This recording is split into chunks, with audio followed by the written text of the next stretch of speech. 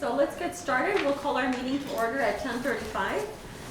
President Andrew Jonas couldn't be with us today. She sends her regrets, but we'll go on with our meeting. So what do we have first on our agenda? Our land acknowledgement. Would somebody like to volunteer for our land acknowledgement?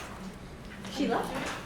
Before we begin, we believe it's important to open our meeting by acknowledging the indigenous land that we share. Pasadena City College is a learning community within the indigenous homelands of people who have been known as the Gabrieleño Band of Mission Indians of the Xixicahuanga Village and Quiche Nation. We acknowledge the painful history of genocide and forced removal from this land on which we gather. We honor all indigenous people, past, present, and future, and their continued survival and contributions to our society. We also honor the legacy of the African diaspora and recognize that this country would not exist without the free enslaved labor of Black people.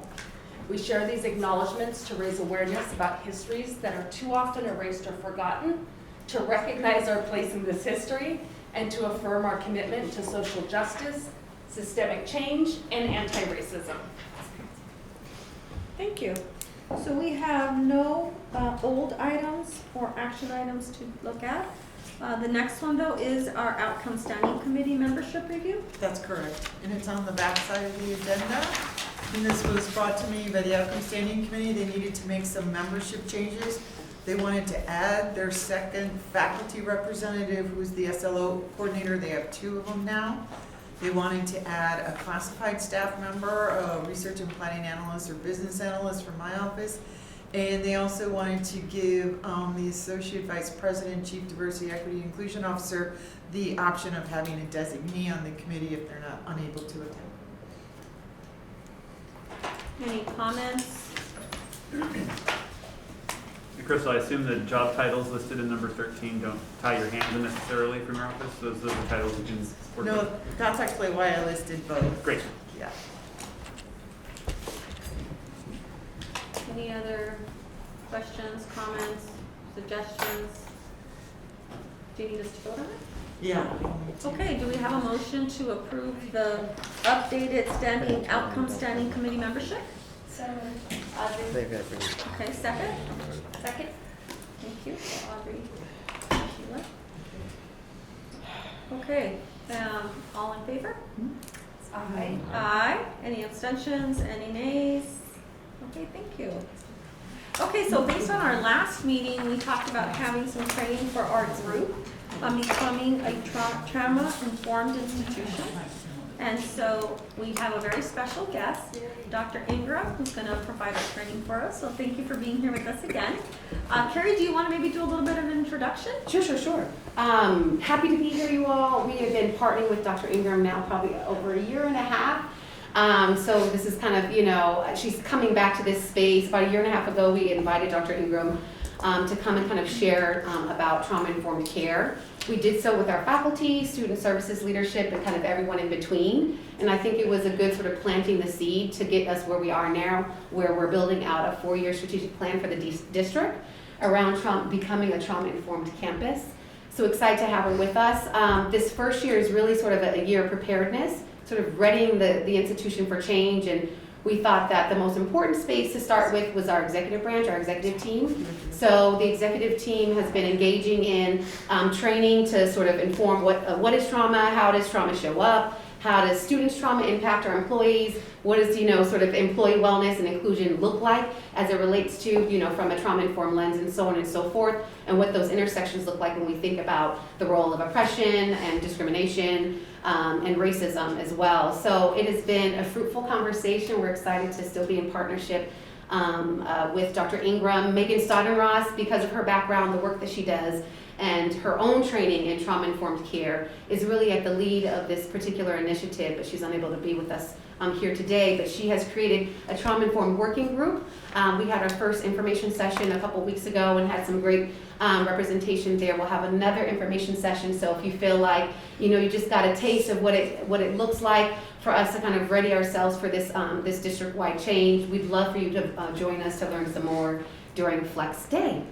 I want to, for those of you that are just being introduced to Dr. Ingram, just share a little bit about her background. I have made a truncated version in the interest of time, but nonetheless, to be able to share some of her accolades. So Dr. Ingram is a licensed clinical social worker and an educator who has over 35 years working experience in trauma, mental health, and education fields. Currently, she is a clinical assistant professor of psychiatry and behavioral sciences in Keck School of Medicine of USC and serves the associate director of USC Counseling and Mental Health Division, where she directs the relationship and sexual violence prevention and services for USC Student Health. She chairs the USC Student Health Trauma-Informed Care Work Group, leading the transformation of the healthcare system to become a trauma-informed organization. She co-chaired the Trauma-Informed Los Angeles Steering Committee. Her doctoral dissertation focused on the impact of community violence on the academic careers of African American elementary school students, and her master's thesis was on the implementation and utilization of mental health practitioners in law enforcement agencies. Dr. Ingram is considered a master trainer and consultant on trauma, trauma-informed care, trauma-informed civil and criminal investigations, ACEs, which you'll learn a little bit about today, intersectional complex trauma, gender-based violence, and cultural humility and DEI. So welcome, Dr. Ingram. Thank you. Thank you. Thank you. Thank you. I just kind of want to go around real quick and just get a sense of who all is in the room. So we can start anywhere. We can popcorn, whatever. Matt, do you want to get started? Sure. To your My right. name is Matt Camara. I'm the Assistant Director of Technical Services and ITS, and I'm also the Vice President of the Management Association. Okay, great. Thank Good morning, Dr. Ingram. Good to be in your presence again and be with you. Carol Calandra, Director of Veteran Services. Hi, good morning. Ernesto Partida, Transfer Specialist in the Transfer Center, and also I'm the President of the Association of Latino Employees. you. Okay, great. Good morning. Welcome, Laura Ramirez, Vice President of Instruction. Crystal Flores, Executive Director, Institutional Effectiveness, and I'm gonna warn you right now, the next three all belong to me. Oh, no. But I asked them to be here today because I want them to learn and understand this as we move forward with the campus and planning and all the other things they're gonna do. And two of them are pretty new, so this is very exciting for them. Yeah, I'm Darnell Calderon. This is my first week here as a research analyst. Robert Gomez, the new Senior Research Analyst. David Colley, also a business analyst, and I do a lot of stuff in the planning and program review areas. Nice. My name's Alex Bucklehide. I'm a Special Assistant to the Superintendent President, and I also oversee the marketing office here. What was the The last? marketing office? Oh, marketing. Okay. Good morning, Dr. Ingram. I'm Sheila Rose. I'm faculty in the Languages Division, and I'm the Academic Senate Treasurer. Hi, good morning. I'm Audrey Joseph. I'm the assistant in the Office of Instructional Support and also the Classified Senate President. Good morning, I'm Lena Hicks. I'm a faculty librarian here, and I'm also the secretary for Academic Senate. Candice Jones, I'm the Vice President of Business and Administrative Services. Yep.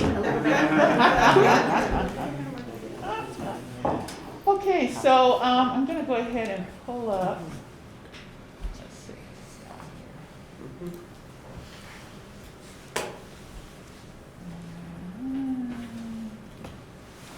I guess I got it. Very curious.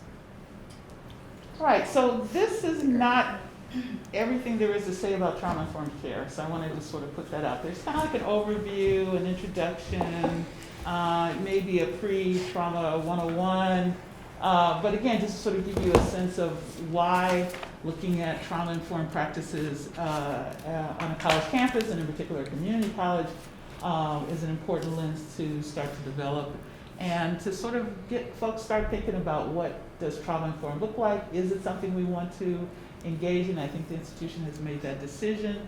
And so it's really just sort of bringing everybody up to speed when we're talking about and giving you the language around trauma-informed. It's also considered sort of the new education reform. And we see it a lot in K-12. It's sort of new coming into higher education, but it is definitely rolling across the country on a national basis around trauma-informed, in particular based on what the traumas that we all have gone through in terms of the pandemic. So I'm going to go ahead and probably pull this down, so hopefully I don't spread anything out there, but you all keep yours on and we'll be fine. Because as I'm talking, I start, it's really weird. I tell you, to have to lecture and teach with the mask on is really a challenge, but one that we have to do. All right, so in the time that we have, these are our learning objectives. When I recognize trauma, looking at its impact on our student population, and again, how it impacts their ability to be on campus, but also to graduate. Trauma has a huge impact on graduation rates. And then also by association, but also on our own individual basis, its impact on faculty and staff in institutions of higher ed. Develop understanding about how do we apply this trauma-informed paradigm to institutions of higher education, and in particular at Pasadena Community College. Become familiar with trauma-informed developmental framework, action steps that we may need to take, and what a realistic timeline can look like. So I usually want to start off by just sort of talking about what trauma is. I've gotten a lot of people say, oh, everything is trauma, therefore nothing is trauma. But here are some definitions, if you will, some dimensions that are related to when we're talking about trauma. It's important to keep in mind that trauma is a very subjective experience, and so what might traumatize one person may not traumatize another person. And so there's a lot of factors or variables that go into why this person may be traumatized by the same event where this person is not. It has to do with gender, ethnicity, age. A lot of things can play a role. The context, history, I mean, a lot of things can play a role as to whether or not something is going to traumatize someone. But these are some dimensions that pretty much are universal for folks. And so again, it's a great place to sort of start knowing that it is not all of it. It is just a part of it. And so basically when we're talking about a trauma or a traumatizing event, we're talking about an event or a series of events that overwhelm a person's ability to cope, to stay in balance, to have that homeostasis. That's what we all search for. And so when we're talking about trauma, it impacts everything. It impacts your spiritual life, it impacts your body, it impacts your psychology, it impacts your mind, it impacts all of those issues. And so trauma has a way of knocking you out of balance. And so what healing is, or recovery, is this trying to get back into balance. And so we do that in healthy ways, not so much healthy ways. And so again, keeping that in mind is the overriding understanding of what it is. But it is a subjective experience. And so I think that is one of the key pieces to keep in mind. And so really it talks about any kind of threat. When a person experiences any kind of threat or concern about harm or injury that comes, that can cause a traumatic response in the body. And what we now know is that trauma is a physiological response that has psychological manifestations. I hope that makes sense. And so what we have are these sensations that happen in our bodies as a result of stress hormones being released that cause us to feel depressed, or what we label as depression, or anxiety, or whatever, depending on what are the symptoms that people have. But it's based in our physiology. And so again, when you have experienced any sort of threat to your life or to any part of your body, it can cause a traumatic response in the body. Any kind of physical harm or injury can also do that, and in particular sexual assault. Which is probably one of the most impactful types of traumatic experiences that someone can have. And pretty much out of all the other types of trauma experiences can lead to PTSD more often than some of the other ones will. And again, it has a lot to do with our belief systems around sexuality and all that kind of stuff. And so I won't get into all of that, but that's a whole thing in and of itself when we talk about sexual trauma.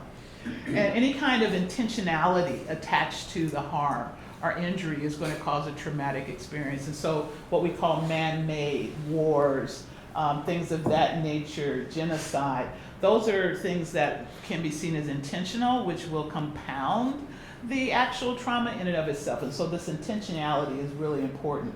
Talks about this sense of betrayal, that maybe institutions that we trusted did something harmful to us. And so that really can impact someone's response in terms of making it a lot more traumatic for them. And so again, we can talk about that. And so at our institution, we have a lot of students and in other institutions who talk about this sort of institutional betrayal, that they thought the institution was going to take care of them and it failed. And if you've heard anything about USC or in the news in the past few years, I think you understand what I'm talking about. And so when these huge institutions, governmental institutions, or these sort of parentified institutions, if you will, because of their power, do harm to us, it can become even more devastating. Because now who do I go to? Who do I trust? So any exposure to the grotesque, and again, it can be seeing pictures of body parts.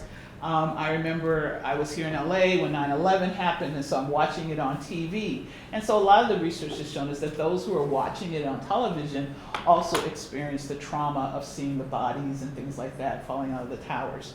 And so even though we were way here on the West Coast, a lot of people developed some symptoms of PTSD. Maybe not all of them, maybe not as severe as those who were right there in that space, but definitely it had an impact. So any kind of exposure to something that is grotesque. Any kind of violent or sudden loss of a loved one, it could be to an accident, it could be to homicide, it can be to suicide. All of those sort of sudden yet violent losses can precipitate a traumatic response. Witnessing or learning of violence to a loved one, and so one of the reasons why we work very hard to protect children from being exposed to domestic violence is that we know that it'll have an impact. And so if somebody harms someone that you care about, it's as if they're harming you. And so you will have some sort of a response to that emotionally. And what we find is that sometimes that response is even greater than it is to the direct victim. Because a lot of times the direct victim of some sort of harm is dealing with those pieces, the physicalness of it, and da-da-da-da-da. Whereas someone who is witnessing it or learning of it just has this empathetic connection, and they are overwhelmed by the emotionality of what happened to someone they care about. And so again, it can be seen as a traumatic experience. Learning of exposure to a toxic agent, it could be cancer, you get a cancer diagnosis. I worked in the HIV, as a matter of fact, I used to work for Pasadena Public Health Department that has an HIV clinic. Everyone in that clinic who was diagnosed with HIV was also had a co-occurring diagnosis of PTSD. To be told that, and again, it's not as bad as it was, because now it's not necessarily a death sentence, but if you can imagine just 10, 15 years ago, getting diagnosed with HIV or AIDS is seen as a death sentence, and that's going to cause a trauma, a traumatic response or reaction.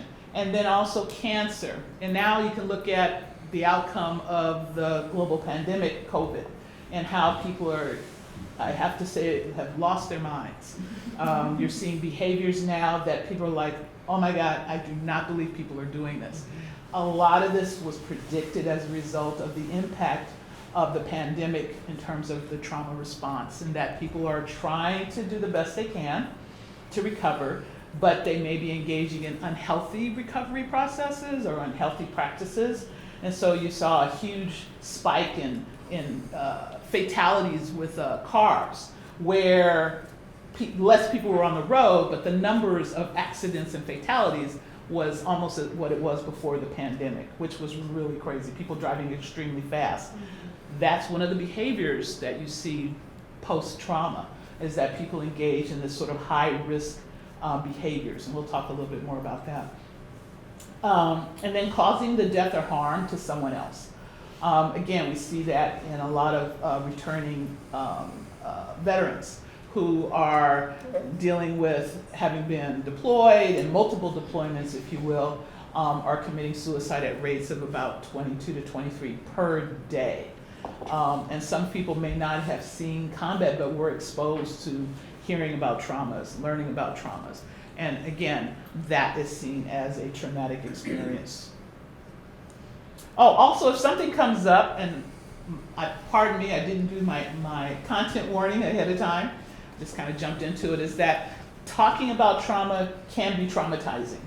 And so I just want to let folks know that as we start to talk about, stuff may come up for you. You may start to feel uncomfortable, may start to feel this sort of agitation, anxiety raised. Feel free to take care of yourselves. If you need to just pause out, if you need to zone out, if you need to get up, shake your legs, step outside, do whatever it is you need to do to take care of yourself. Because just talking about it, even though you're not a direct victim of this presentation in a traumatic way, hopefully, can cause old traumas to resurface. And so that's kind of what we see, is that it's never over. It can be managed. but it doesn't go away. You cannot unring the bell once it's been rung. And so, again, a lot of times just talking about it, listening to it, thinking about it can bring up those responses. And so feel free to take care of yourself. Also, you can take care of yourself if you just want to doodle. It's fine to doodle on paper. It's a great way of calming your brain down. I know we've been taught historically that, doodling is not right in a classroom or a workshop, but what we know about the neuroscience right now is that doodling is a very great way to help to calm the brain. So feel free to doodle or whatever it is you need to do. Take care of yourself. Can I ask a question, or is this not an appropriate No, time? no. Jump right in. I was just curious, just back to the first slide, in terms of the dimensions of trauma.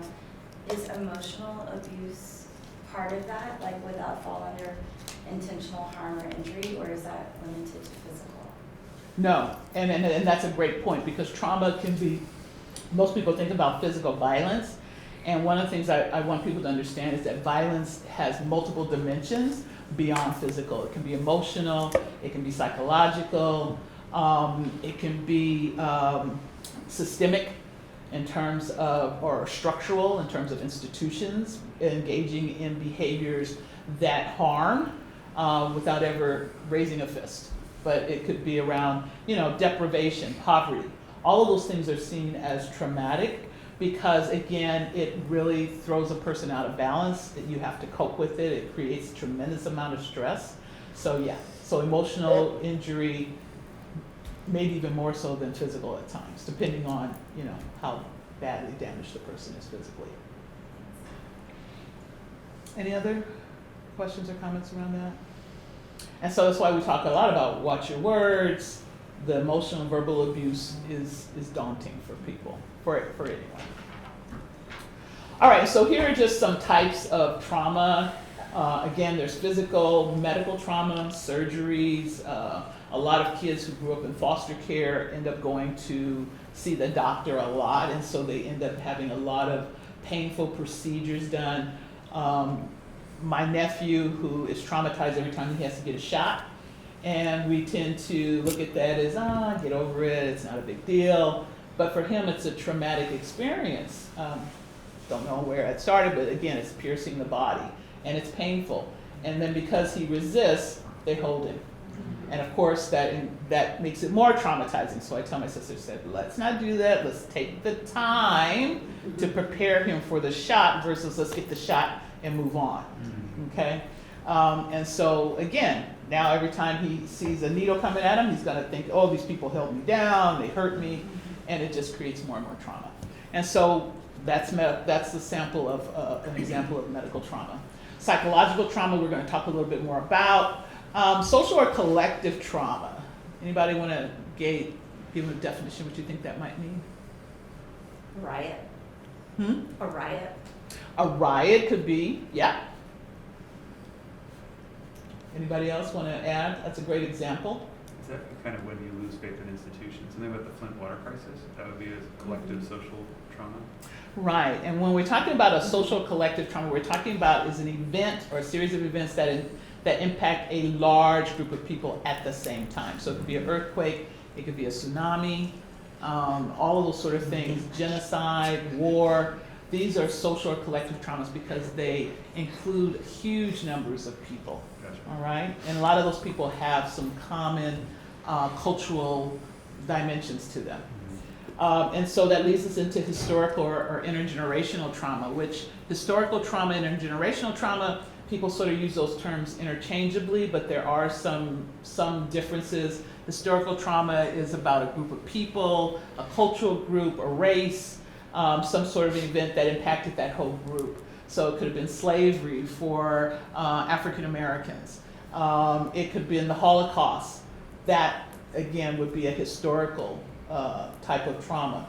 Intergenerational looks at family lines. So if your grandfather committed suicide, that line from him, through the generations, can incorporate that as a coping skill. Okay, so you might see higher amounts of people who try and use suicide as a coping mechanism. Or poverty gets passed down through generations. Child abuse gets passed down through generations.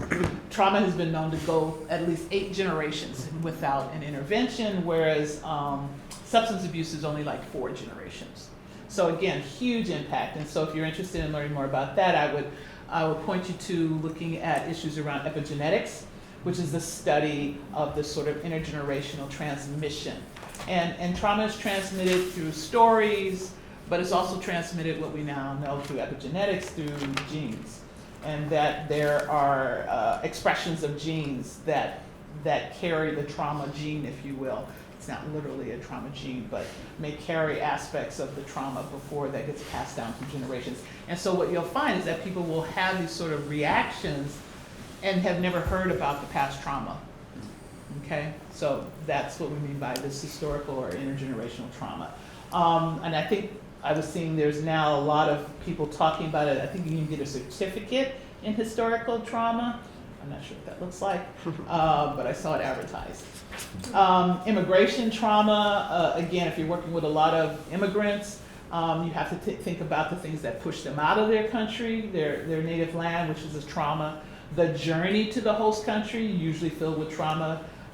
If you've heard stories about immigration, death, robbery, sexual assault, a lot of things happen in that journey to their host country.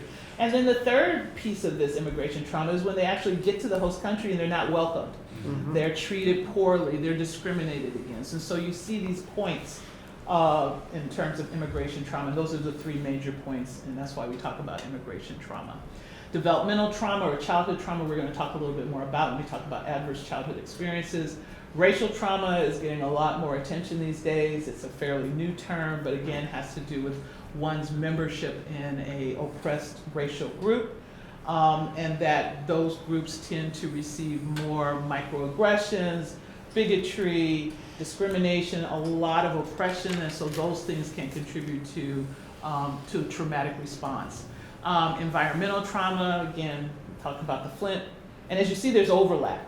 So it's not necessarily mutually exclusive from everything. And so an environmental trauma is one that happens in your neighborhood that impacts a large group of people. It could be the poisoning of the water. We're seeing that also in Mississippi, in Jackson, Mississippi, where they still cannot drink their water. And again, it has to do with disinvestment in the community and all the other things attached to that. Chronic, ongoing, and enduring trauma is the most challenging type of trauma to recover from. And again, we see that as relational trauma. And so if you're in a domestic violence relationship or you're in a child abuse relationship, there's ongoing contact between the victim and the victimizer. And so there's never this time where you're free, where you can actually start to heal or recover from it. And so you really can't get over trauma until the trauma stops. But you can learn to live with it and manage it and heal parts of yourself as you go through the trauma. Vicarious, secondary, or compassion fatigue is what happens to those of us who are in relationships with people who have had trauma. So trauma is highly contagious. You will catch it. You may catch a mild form of it, but it is highly contagious. And so if you are working with people who've had trauma, if you are in family with folks who have had trauma, or you're in a significant relationship with someone who's had trauma, you are going to be infected by their trauma. Okay? And again, it may not be as serious as theirs, it may be mild, it may be different, and it may also trigger stuff that you have had. So I want to take a moment to start talking about this adverse childhood experiences, which is what we talk about in terms of developmental or childhood trauma. And these are experiences that happen in childhood. There was a major study that has really revolutionized trauma-informed care, and after this study that was done out of Kaiser San Diego, we have really moved significantly toward trauma-informed practices and policies. More so, they talk about it's revolutionary because the speed in which the shift has happened around trauma-informed care is huge. Usually it takes, generations to see this sort of cultural shift, and this has taken, about a generation or so. But again, this retrospective study asked about 17,000 Kaiser patients to talk about what happened to them in their childhood. These are things that people don't talk about. And so many of these Kaiser patients, and they were very surprised that so many people were willing to talk about it, because most of the time you have been silenced as a child and you cannot talk about this stuff. People don't validate it. And so here Kaiser was saying, hey, tell us about your childhood. And so the response that they got to this study was huge. I think they said they got like about a 70 or 80% response rate to a survey, which is unheard of. This just tells you how people needed to get this out and have it validated. And so what they found is that close to 70% of these Kaiser patients out of, again, San Diego Kaiser, reported having had at least one trauma in their lives or one adverse childhood experience. And then about 50% or so reported anywhere from 1 to 3. And so one of the things to understand about the sample in San Diego is that it's predominantly white. I think it was like 80% or higher white, college-educated folks. That's who has Kaiser. So again, these are people that have been seen as sort of privileged and not expecting them to have, you know, this level of trauma or adversity in their childhood. What they found in Philadelphia, they did the Philadelphia Urban ACEs study and looked at a population that was very diverse. As a matter of fact, mostly people of color, but also diverse in social economic status. And what they found were even higher rates of ACEs. And so in communities where there was poverty and minority status, they had very high rates of ACEs, higher than, in terms of frequency of high ACEs compared to the Kaiser study. So they were looking at about 4 ACEs. People were reporting at a much higher frequency than they were in the original study. And so they also included in this study environmental factors such as community violence, discrimination, bullying at school, which the original ACEs study did not ask those questions. And probably if they had, their rates would be even higher. But again, there's now a rural ACE study that looks at issues that are related to the rural culture. That could contribute to this adversity, and finding that there, again, depending on the population, depending on the context, there may be more and more ACEs. And so that's important to keep in mind as we look at the community college population, okay? And that's the population that tends to have more diversity. And so that population tends to have higher rates of ACEs. And so what they found in the original study was there's a dose relationship between the number of ACEs you have and the sort of negative adult health outcomes. And so the higher number of ACEs you have, the more likely you are to have some sort of physical or mental challenges. And so that could even be cancer, which we don't necessarily think about as being related to stress. But all of this is related to toxic stress. And so one of the things that happens is that when you're going through a traumatic response, the body is releasing these stress hormones. And if it doesn't get a break, if it doesn't get a chance to sort of like calm down and stop producing these stress hormones, they start to take their, they start to wear down the systems of the body, the organ systems of the body. And what you find is that the immune system is mostly impacted by stress. So that's why when you're really stressed out, you get sick, because it impacts your ability to fight off the virus or the bacterial infection or whatever it is you have. And so what they also found was that there's, higher incidence of drug abuse. A male person that they looked at in the study who had 6 ACEs or more, again, it's not like 100, but just 6 ACEs or more, had a 4,600% greater chance of being a heroin addict than a male who had 0 ACEs. 4,600. 4,600%. Okay. And so again, that's sort of how the study even came to be, is that they were seeing these sort of unhealthy health status, if you will, in adult populations at Kaiser, and they're like, I thought we fixed this. And they think they fix it and then it moves somewhere else, because you haven't dealt with the root cause of what's causing it. So I can't say enough about ACEs. It's a lot of studies now have been done to validate the findings, and it keeps coming up the same. Okay. And so again, talking about prevalence of ACEs even in college students, one of the things that we are doing at USC through student health was that we were going to start to ask all the students who come to student health to let us know how many ACEs they have. And it's also important to keep in mind that you are not your ACE score. Okay, so I want to make sure I put that out there. Your ACE score is your ACE score, but you also have to connect it with your protective factors or your resiliency score. And so when people go, and you can go online and take the ACE survey, and I always say if you do, please take the resilience survey with it, or else you're going to be super depressed. Because it's really the combination of those things, those protective factors, so that you can go to hell and back as a kid, but if you have some protective factors, if you have a good parent relationship and you grow up in poverty, you can overcome that, okay? And so it is not a one and done if you have a high ACE score. And so that's, again, very important to keep in mind. But one of the things that we decided to do is that we wanted to look at, because we do know that folks who have high ACE scores tend to have a higher frequency of contact with medical and primary care in particular. Part of my job was also to train primary care medical students who are going to primary care about ACEs and about trauma, because again, it's going to show up. And so we were going to start screening students to see what their ACE score was so that we could provide early intervention or prevention before they end up going into the mental health, through the mental health door. We know that those students tend to have higher rates of mental health challenges once they get to campus.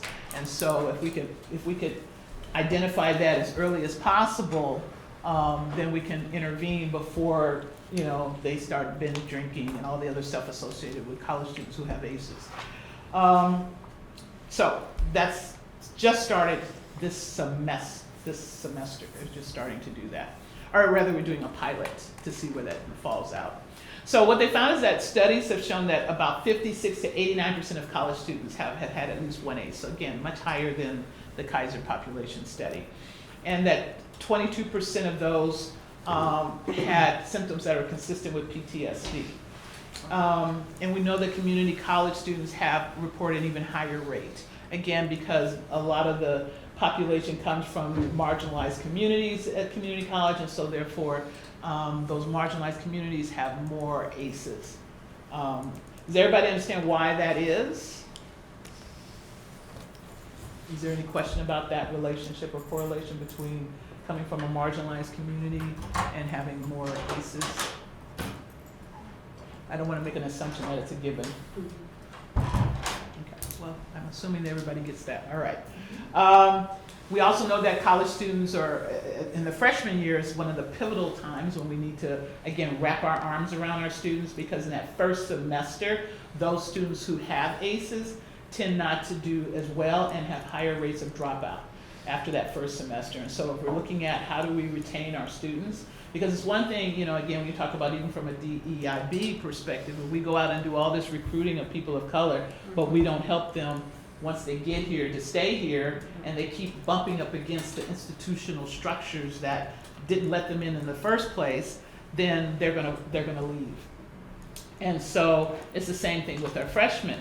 We need to, again, provide those extra supports in that first semester to help make it to the second semester, where that's where they start to fall away and drop out prematurely. So again, these are just sort of indicators as to why we want to understand what that ACE relationship is.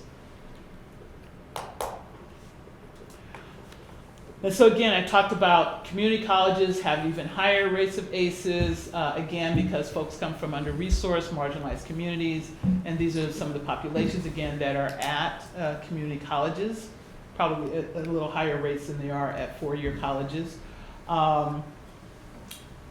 Also, we see that the higher rates of students with ACEs impacts graduation rates at community colleges, higher rates of absenteeism, dropout rates, and higher rates of physical and mental health complaints. One of the things about USC is that they have resources, because they have Keck Medicine, to provide a lot of health care. Most institutions don't have that level of health care. And so, again, you can be very overwhelmed by all the physical and mental health complaints. And, I know that there was a law passed here in California for community colleges, and there was funding. I don't know, ever happened, because I heard it happened, and it didn't happen, it went away, it stayed, around providing more mental health supports for students. But again, it's because you have a high number of students who have histories of foster care, in community colleges. And so again, they need more support, and how do we do that initially right out the door is going to be really important in helping them to be successful. And then once you get to college, you think trauma ends. Oh no, it continues. Okay? So we know that from the AAU survey is Association of American Universities. USC was part of the survey, as well as 27 other universities across the country. One of the largest populations, I think it was 180,000 students participated in the AAU survey. And so it's pretty good sampling when we talk about the numbers. And so and actually this is wrong, this should be the 2015. In the 2015 AAU survey had a rate of about 26% of undergraduate women, and almost 7% reported, oh no, I take it back, I did change it. That they have the high rate. At USC, what we found is that about 30% of our undergraduate females reported having experienced some type of sexual assault or sexual violence once they got to campus. And again, the number went up. In 2015, when they first did the survey, it was about 23%. And so there was an increase in the last 4 years. And people don't know if it's like just now people are willing to talk about it more in the Me Too movement, or if it actually went up that much.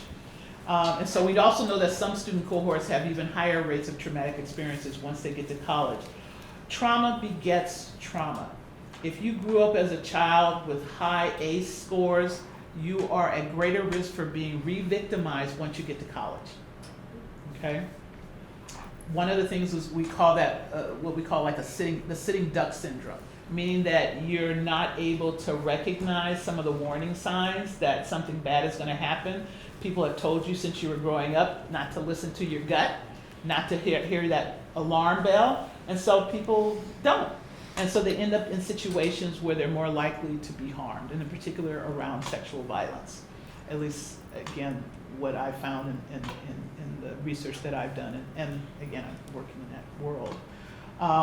But again, we found that students who have had a lot of ACEs have higher rates of victimization once they get to college campus. Okay, so it's compounded. 66% of college students have reported sexual harassment, which is crazy when you think about it, that this is the experience of the majority of students that come to college.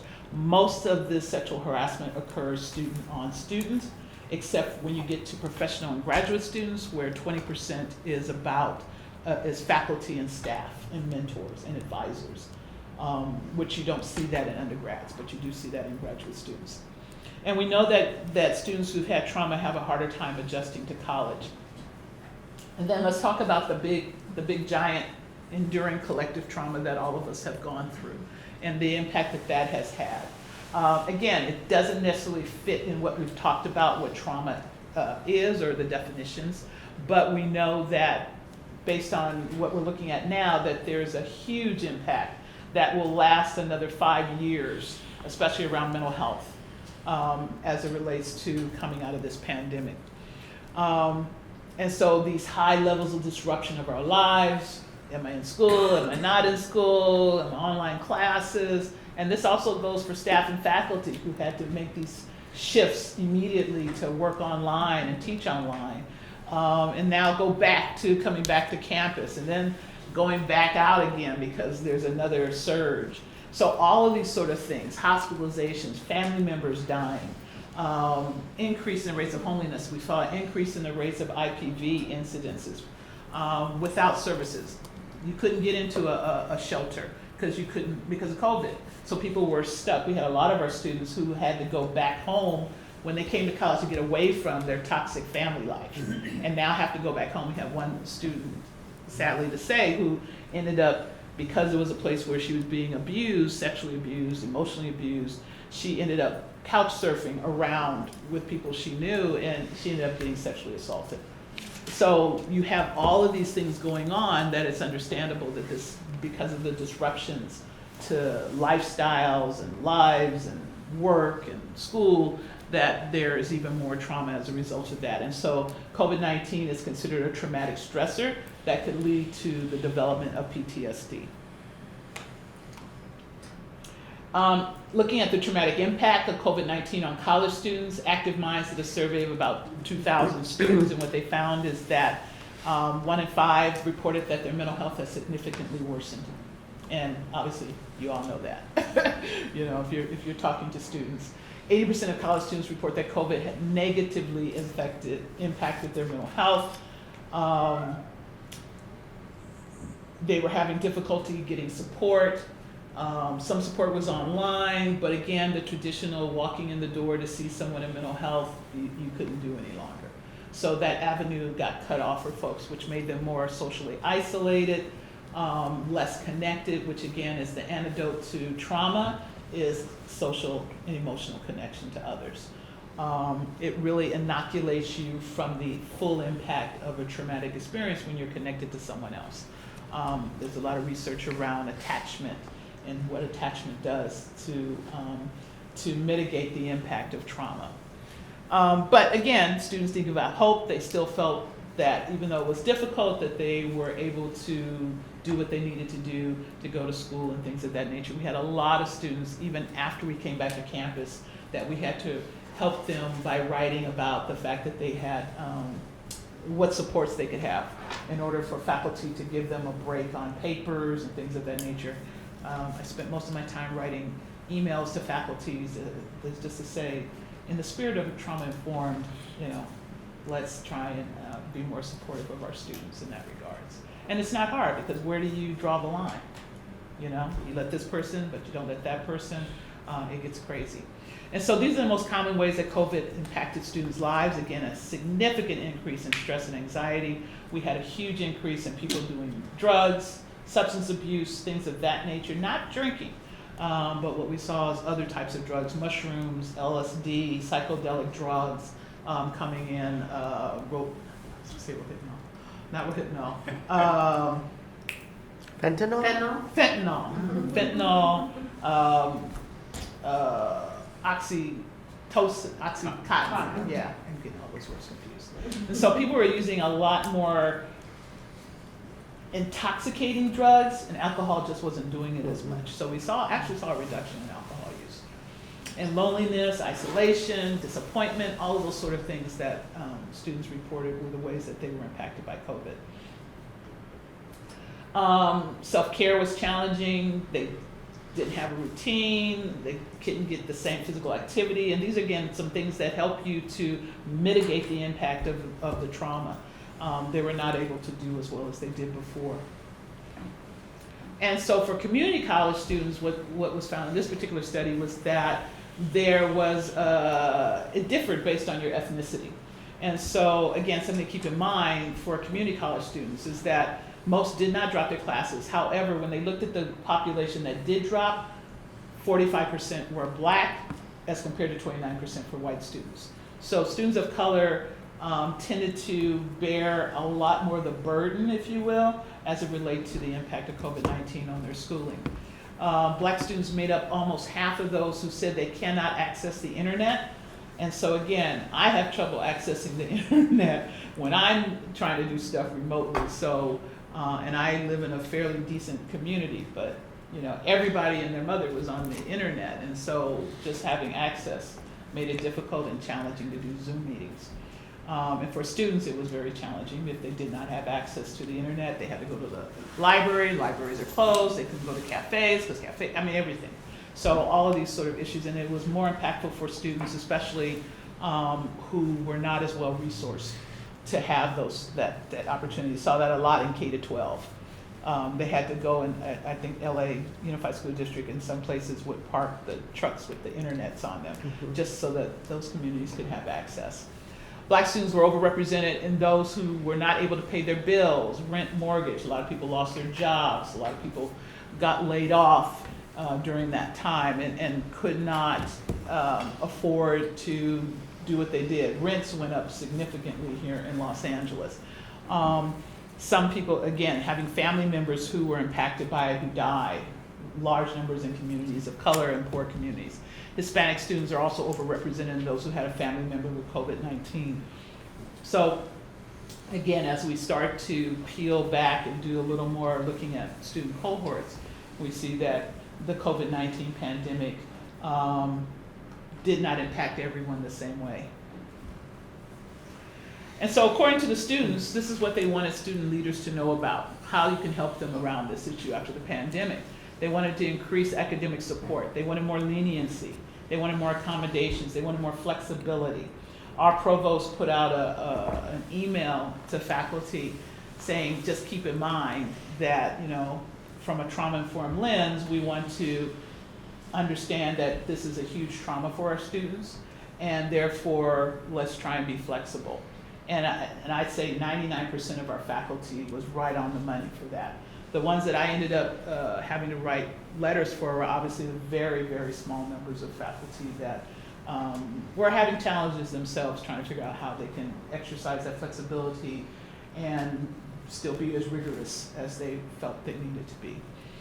Students wanted more mental health resources. We increased our mental health counselors, I think by 30% and it still was not enough. Our wait times were still anywhere from 2 weeks to a month to get in to see a counselor, and that was after a significant pouring in of money into mental health services. It just wasn't enough money, and that's the part that I want you to keep in mind. There's never going to be enough therapists for everyone who would benefit from a therapist. Okay, as a therapist, I can tell you there's not going to be enough. You know, the wait lists are ridiculous, and so that's another reason why it's so important for us to start to look at trauma-informed approaches, which are therapeutic, not therapy. Okay, and we'll talk a little bit more about what that looks like. They wanted to focus on the soft skills, more empathy, more compassion, more communication. Again, these are the things that students are asking for to help them be successful. They want validation for the burdens that they are experiencing. They want someone to talk about it. And when we talk about trauma-informed pedagogy, one of the things that we start off with is the very first day is we want to build community.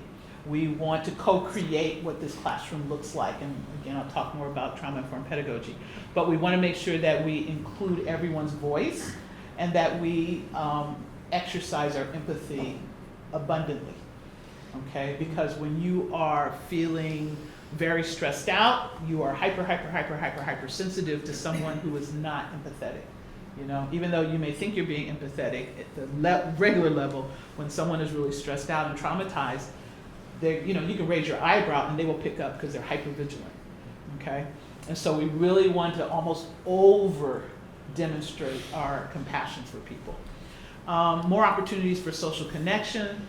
How do we connect students to each other? What sort of activities do we have for students so that they can be connected, whether it's virtual or in person? What can we do? How do we think that through to make sure that there are events where folks can connect? Because again, that mitigates the impact of the trauma.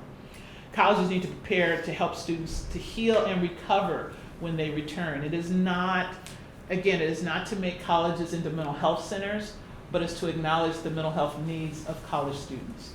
And that we have to change our practices and our policies in order for healing and recovery of students. Because again, if they can't work through it, then they're going to leave. And it's not going to be helpful for any of us. So we want to make sure that even for faculty and staff, that we also look at how are we being more compassionate as an institution? How are we supporting the work as shifting from remote work back to on grounds?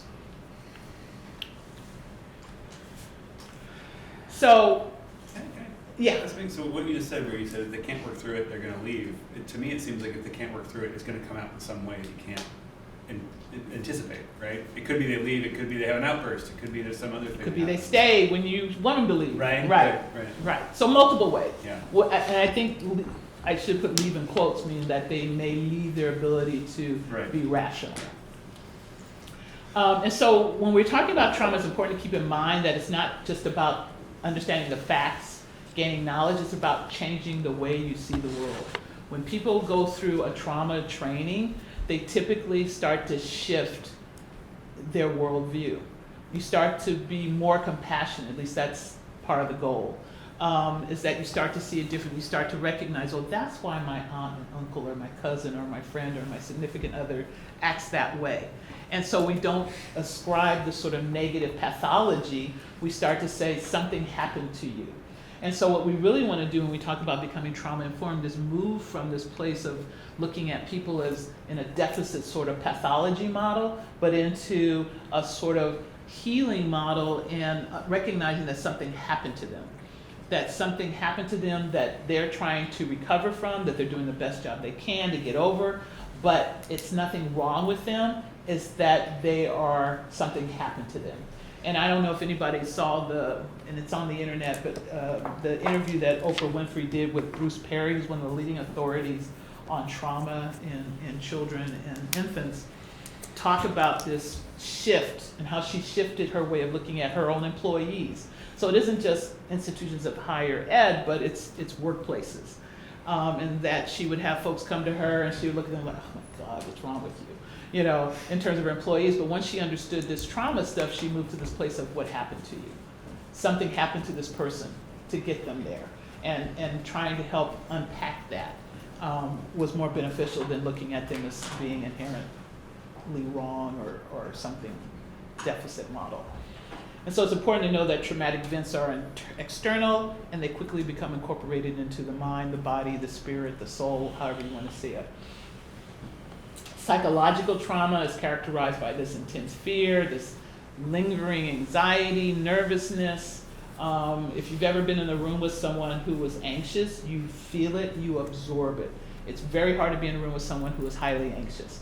Now, multiply that times 30 of a classroom, okay? And even if 29 people are fine, that one person, I remember I used to sub in K-12, and so I remember and do teacher training, and so teachers say, you know, when Billy wasn't there, the classroom was so calm, right? Because they carry that, and it just oozes out into the room and changes how the atmosphere. And so there's this, again, this intense fear that is ongoing for folks. This feelings of helplessness, maybe even hopelessness, but definitely helplessness. Loss of control, this fear that I'm going to die, this fear of annihilation, which is very Freudian. And so what we find on college campuses are higher rates of suicidal ideation and behaviors. That is one of the major reasons why students are coming in for mental health services, is they're thinking about killing themselves. Most don't do it, but if you're on the other end and you're the clinician and you have a student that comes and says, I'm going to kill myself, freak out time, because you're going to be held accountable if that student does anything. And so that layer of extra anxiety on the practitioner who has to do everything. I mean, now we have these procedures that we had to report just the inkling of suicidal ideation because we had a cohort of students in 2019, this was actually before the pandemic, who committed suicide or died. We had I think it was up to 13 students died in the fall semester. And so of course that went up, you know, parents and executive leadership and everybody, and it came down to mental health, fix this, you know, make them stop doing this. And so those sort of things our faculty of practitioners still carry today. They still carry the wounds of that. We've never stopped for them to heal around all those deaths that they had at USC. And they still talk about it. Those that are still with us, a lot of them have left.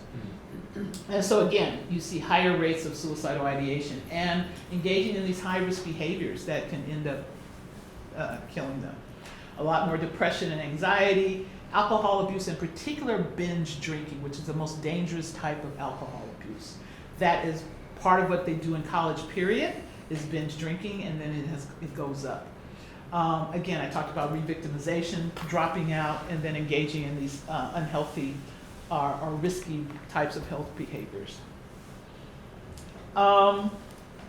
Again, harder time adjusting to college. Students had exposure to one ACE, had more health-related complaints, so we had more students coming into student health for things that, you know, everything was a health complaint. Students wanted doctor's notes for school, for class. I mean, it got to be this really vicious cycle a lot of times. But again, within the first 12 months, 21% of the students were treated for mental health issues, and half of them reported trauma histories. Many studies have discussed the impact of trauma, especially in K-12. That was what my dissertation was on, was the impact of exposure to community violence. And so I was looking at the general ed population in an elementary school, and I looked at about, I forgot how many elementary schools, but I had about 70,000 students test scores that I looked at. And those students tended to not fare well, especially if they were of color or if they grew up in a community that was impacted by community violence at a higher rate. And in particular, this was very true for students of color. It was not as true for white students. Okay, and part of that was that there wasn't as much variable in the crime rates or the rates of violence in their communities. But poverty in and of itself does not fully explain the gap, the academic gap, until you look at trauma. And when you start to put in community violence and violence, it goes up. Again, going back to ACEs and looking at the number of ACEs. It really impacts. And so trauma's been shown to lower test IQ scores up to 8 points, whereas lead is only 4 points. Okay, so again, hugely impactful. Lower test scores or achievement test scores, higher dropout rates, disruptive behaviors. So these are some of the things that they found in K-12, what we're also looking at in now higher ed. And so again, we have this trauma impacts students in many ways. Challenges with completed assignments or taking tests. Needing more time to complete papers. I can't tell you how many, again, emails I had to write for students that goes, I just need another week. I need 2 weeks to finish a paper. And so they're making all these requests for special considerations. And so again, you see a lot of that going on as a result of this post-pandemic, quasi-post-pandemic, we're not quite out of it yet. Dropping out within the first year of college, missing classes, students just not able to get to class. And so we have a lot of students that aren't able, and so we're trying to figure out, okay, so how do you hold them accountable for going? Because again, if you miss class, then you're gonna miss a lot of information. And so what are some of the other options that faculty can do? And maybe we put classes both as hybrid. You can view it if you can't come to class, you're encouraged to come, but you can also view the class at the same time, if that's something. And again, it's a challenge for faculty to do that, but it is doable. They're unable to listen to lectures. They can't sit still. They're highly anxious and agitated, and so you can't lecture. So we talk about other ways of teaching besides lecturing. Doing more sort of portfolio work, more group work, which students all hate. They tell me all the time, don't put me in no group because I end up doing all the work. So if we're going to use a group approach, which I think cooperative learning is important because that's how we all make it, we work in teams, we need to teach students how to do that because they come from a place of where it's very competitive. And when you're in this competitive culture, it's very hard to work cooperatively. So I have to, when I was doing group assignments, I would always start off with, how do we do groups? We come up with a charter, you talk about what your strengths are. Not everybody's got to write. Maybe some people write, maybe some people do the research, maybe some people do the presentation. Use your skills. What do you do well? How do you handle conflict? So we come up with these charters before we make the assignment for the group work. Again, from a trauma-informed perspective, we have to teach people that skill set because they don't have it. And again, it's a great way for us not to be so lecture-focused. And again, these students tend to get the reputation of being needy, being a pain, they're entitled, especially get that at USC, and basically uncooperative. And so again, we want to shift that thinking because when they're seen that way, we are not compassionate. Okay. And then the burnout of college faculty and staff. Hello. It's one of the biggest public health crises that we have going on in the workplace today, is the burnout of workers. We are not addressing workforce wellness in a way that makes sense. The pandemic has brought that and highlighted it, underscored it, bolded it, that employers have to do it differently. Burnout, and I'll talk a little bit more about some of the stats around that. This just sort of describes what burnout is. It's real, it's not fake. People just are tired and can't do it. They can't think. We used to call it COVID fog. People get a COVID fog where you just can't think during COVID, and it's real, okay? Even though we sort of, tongue-in-cheek talk about it, it is definitely a real syndrome that we see. And so this talks about some of the burnout of college faculty. 55% of U.S. university colleges have seriously considered changing or retiring early because, again, the lift during the pandemic was outrageous. Various emotional sequelae increased substantially during the end of 2019, September 2020. Again, this is a survey that was done, I think, through the higher ed. People felt stressed. 35% of faculty felt angry. We did a culture survey on our campus, and clearly people were angry. And they put that in the survey. And actually surprised administration, executive leadership they were not prepared for the level of anger that was expressed in that survey. And still talk about it today. Not just us. So, and again, and part of what I was trying to do is to let management know that, well, it's related to, and I'm being a part of management, it was related to the COVID. It wasn't just about what was there, people were just pissed at you because you're who. They were responding to the level of anger, disempowerment they felt around the COVID, but also it started way before COVID. It just peaked during COVID, and people just said, I'm out, I'm not gonna take this anymore. So 68% felt fatigued in 2020, compared to 32% in 2019. Only 13% felt hopeful, and that had gone down from 41%. So again, we saw this huge shift in our faculty and staff. And then female faculty, who are charged with taking care of everybody, found even more stressed out and overwhelmed with the work. Dr. Yes. Ingram, will you be sharing these slides, or shall I take a picture? I'm gonna, definitely share them. Okay, thank you. Yeah, don't worry about taking a picture. We'll send it out. College presidents ranked the mental health of students and of faculty and staff among their top 5 most pressing concerns, which is a shift. It went up, okay? It used to be enrollment was the #1 concern, and now mental health is the #1 concern because of all these things that we talked about. And so this is why we talk about trauma-informed approaches being necessary. We know from the research that it improves educational outcomes, it supports personal development as well and well-being of students, but also staff and faculty. It helps them by having this sort of framework in which they can do what it is that they do to support students. It also prevents re-traumatization as best that it can, because again, we may inadvertently re-traumatize someone by what we say, what we do, and obviously that's not our intent. But it can come out that way if you're not thinking about trauma, if you're not looking at the situation through a trauma lens. And so again, it means by trauma-informed is that recognize that trauma is pervasive, that the vast majority of people in this room have experienced some type of trauma in their lives. And that it impacts individual students, but also impacts the university as a whole, the environment of the university.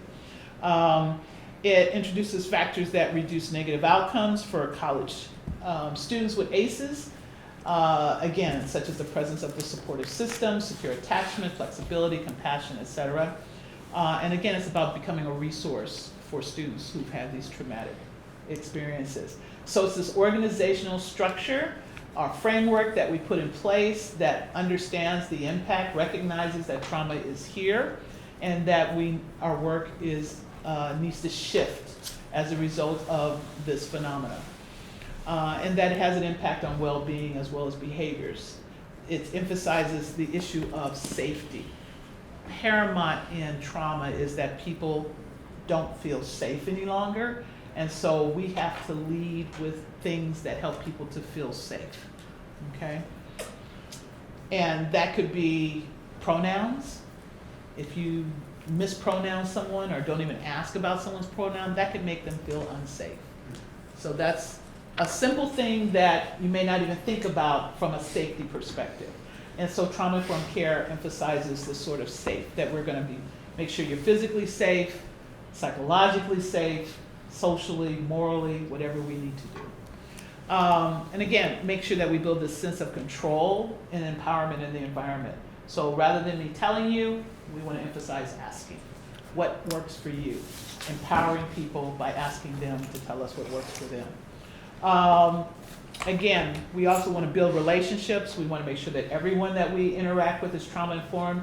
I don't want to be trauma informed and then send them to someone who's not trauma informed, because all the work that we did may go down the tubes if we're not working as a team around being trauma informed.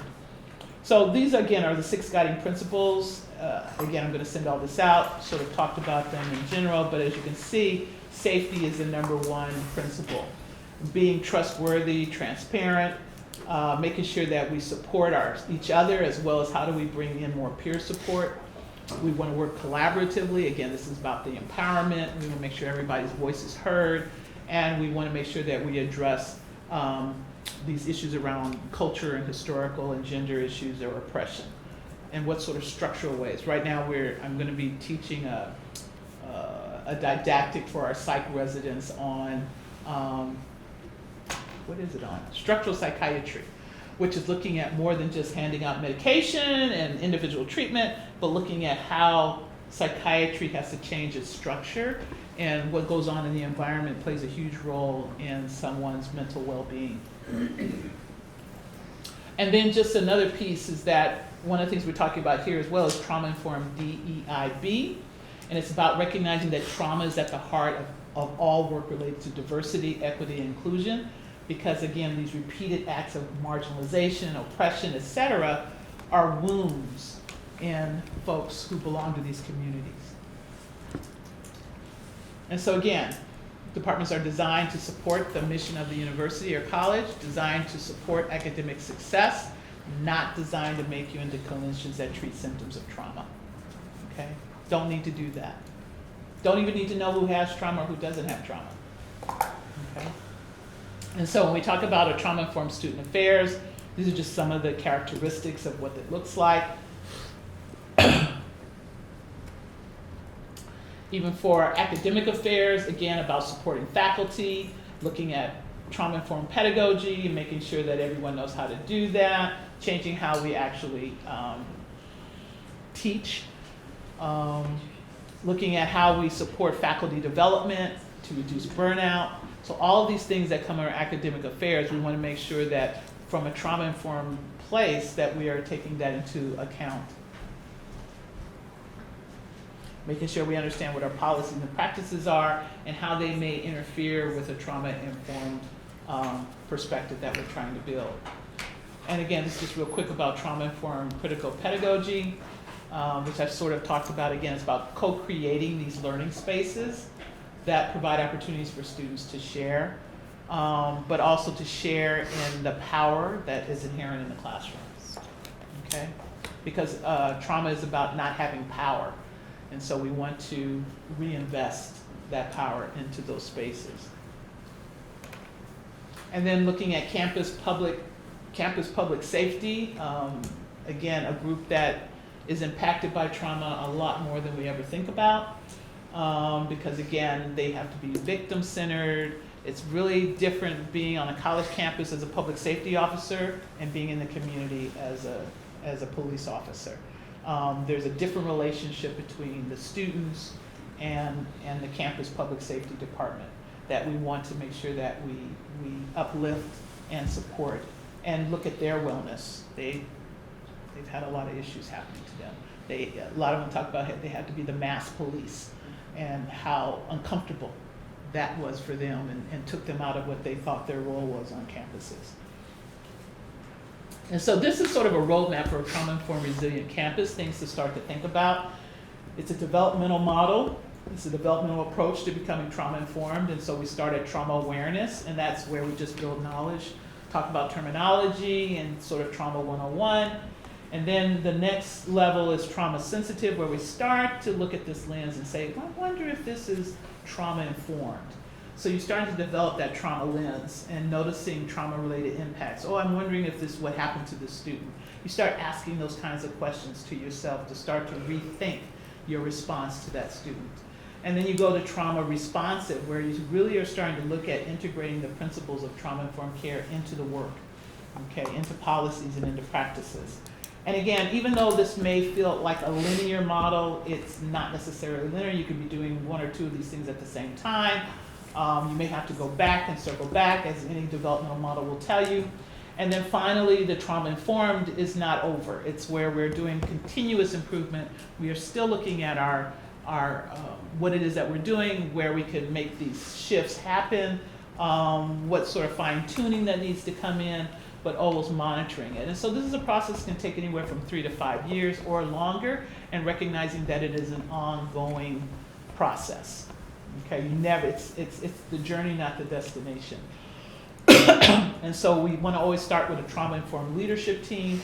So that's one of the reasons why we want to start with the leadership folks on campus, because they're going to be sort of like the ambassadors around trauma-informed. Okay?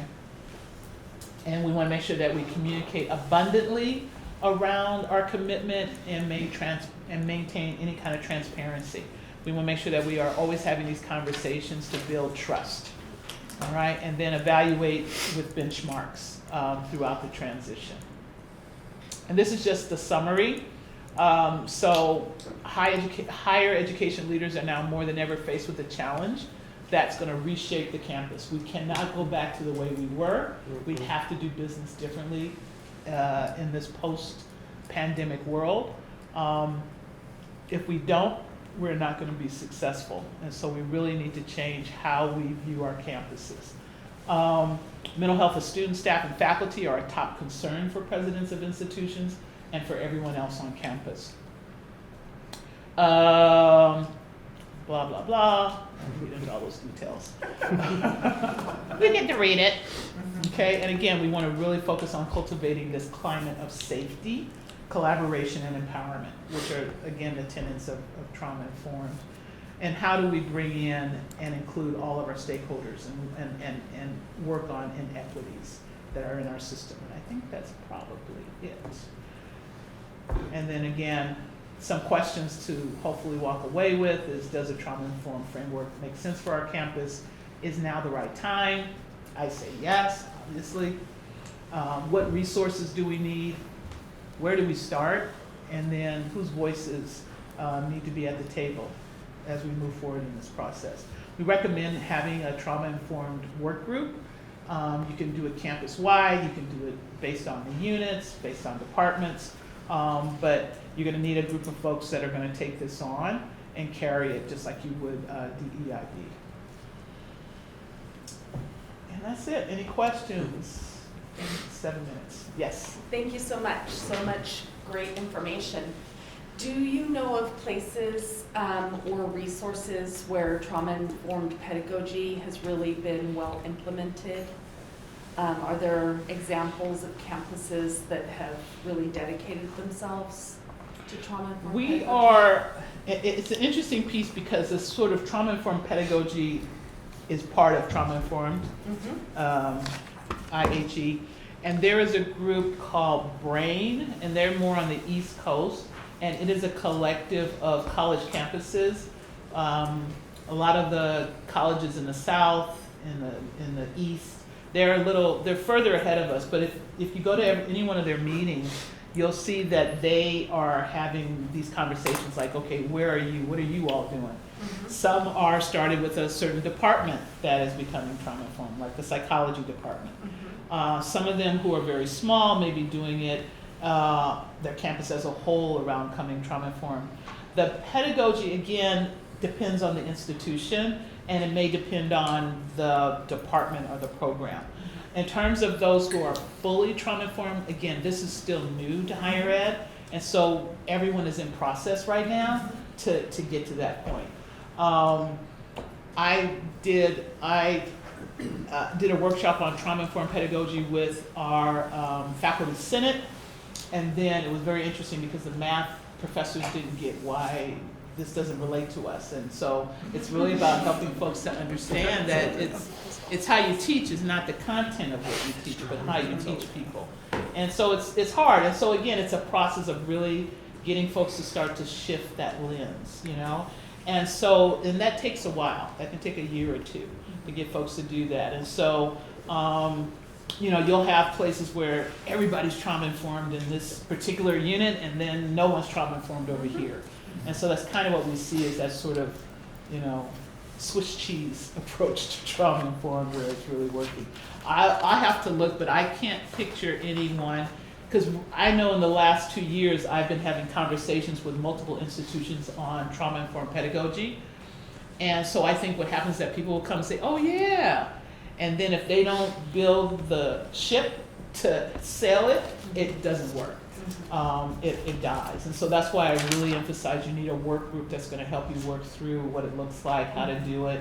You know, because again, you also have to run this up in that, well, if I'm not going to have tests, you know, how is that going to impact, you know, our academic institution, and how are we going to address that? So then you got to go to the provost and or whoever that is on your campus.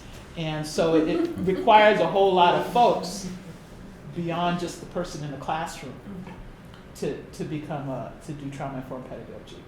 But it doesn't mean you can't integrate a little bits. And so what I've seen is that some faculty have put some parts in there. They have, one of the things I talk about is how do you welcome people the first day of class, which really sets the stage for what the semester is going to look like. And so we have folks that have really focused on that part. We talk about our syllabus or syllabi. What do you put in that? And so there's a trauma-informed syllabi that you can utilize and talk about that, which also sets the stage for your classes. So, I mean, there's a lot of moving parts, and I don't think anyone is fully there yet. But there are people who are starting. Thank you. Any other comments, questions? Thank you. Thank you. Again. I just have, I know we're almost out of time. Was there any kind of research or survey done for classified staff? I noticed that it was faculty, so I was just wondering about the impacts of staff and people that work in other student support areas. Yeah, I am currently, well, we did our survey in our student health and included everyone. So, but we asked people to delineate if you're faculty, if you're staff, et cetera. So we used the same sort of survey, but people had different roles in the institution. And so there are things, there's more stuff written about faculty, but there also, these surveys included staff. And so, yeah, there's research that looks at staff, but they kind of lump staff and faculty and tend to focus more on faculty. Yes. Just to be real. Yes. Being transparent. Right. But I think, you know, also for staff, it's also looking at, it's also looking at other organizations and what they're doing as well. And so this, and again, part of what we've talked about is having this sort of workforce wellness through a trauma-informed lens. And so that has to be everybody. And so some organizations, you know, not necessarily IHEs, but may be working on that with their fact, because I've done trauma-informed with all kinds of organizations, and they're all staff. So I think that's part of it, but I think, again, it's really developing what does that look like for you on this campus with this group. I think is probably the most important thing to keep in mind, because it may look very different. It's, again, very subjective in some ways. Yeah, but most of it is on faculty. Any other questions, comments? No, well, thank you very much. This was great. I think our next step as a council and under the leadership of Dr. Bolden is to see where we go next, what our next steps are. But I think it'd be great for everyone here to kind of reflect on what we've heard and be prepared to further discuss at our next meeting. Okay. Any announcements for the group? Anyone would like to share? No? Move to adjourn our meeting? Yes? All right. Second. Okay, thank you. Second? We are adjourned. Thank you very much, everyone. Have a nice Thanksgiving.